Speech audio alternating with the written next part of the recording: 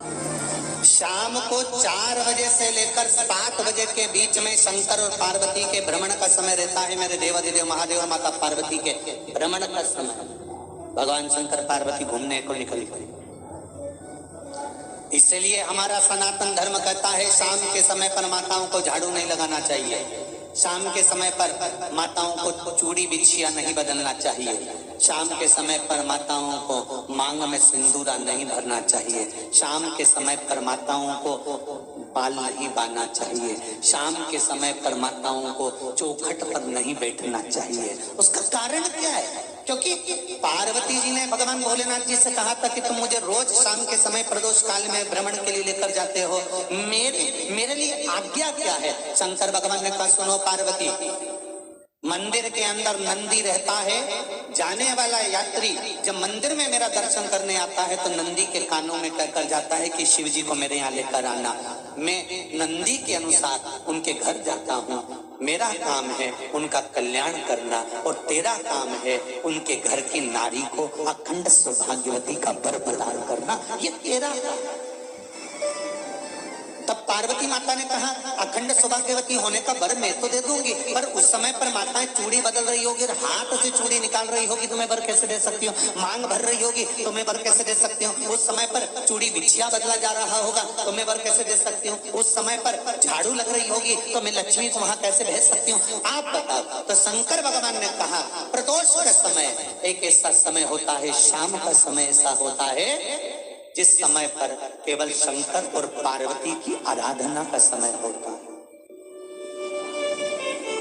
हम तो कई लोगों से कहते हैं अगर आपके यहाँ संपदा नहीं आ रही है, बहुत मेहनत कर रहे हो, फल नहीं मिल रहा, कहीं नौकरी, कहीं सर्विस या कहीं व्यापार या व्यवसाय में कहीं तकलीफ आ रही है, हम सबसे कहते हैं शाम का समय पकड़ लो, शंकर जी के मंदिर में दिया लगाना प्रारंभ कर दो। शिव मंदिर में अगर दिया नहीं लगा रहे हो तो बेलपत्री के पेड़ के नीचे दिया लगा।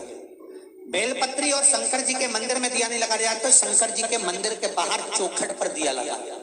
इतना भी नहीं कर सकते तो अपने घर के बाहर अपने द्वार पर दिया लगा दो, पर शंकर जी के नाम का श्री शिवाय नमस्तुभ्यम बोलकर शंकर भगवान को याद कर कर अपनी कामना कर कर बाबा का स्मरण कर कर पंचाक्षर मंत्र नमः शिवाय, षडाक्षर मंत्र ओम नमः शिवाय, द्वादशाक्षर मंत्र ओम नमो भगवते वासुदेवाय, जो मंत्र तुमको याद है उसका स्मरण कर कर लक्ष्मी हो चाहे नारायण हो चाहे राम हो चाहे कृष्ण हो स्मरण कर कर शाम के समय बाहर दिया लगा दो, दरवाजे के पास लगा दो। वो सुनेगा जरूर, आएगा तो उसका वेलकम जरूर होगा और वो कुछ देकर जरूर जाएगा। नियम तो बनाओ, उसकी चौखट पर जाकर कहना प्रारंभ।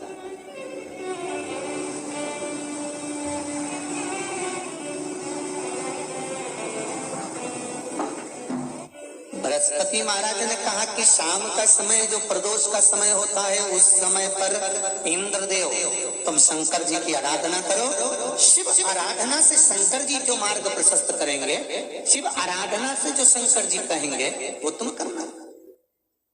ठीक है, आराधना करी बाबा भोलेनाथ जी।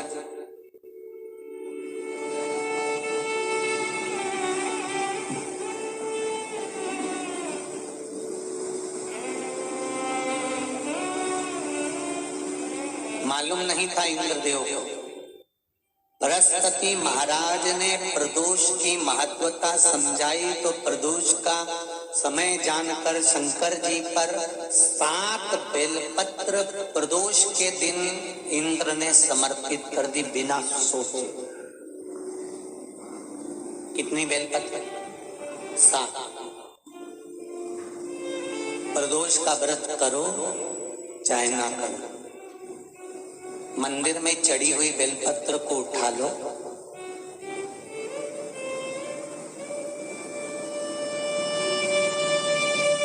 बेलपत्र का ब्रह्म कमल बना लो,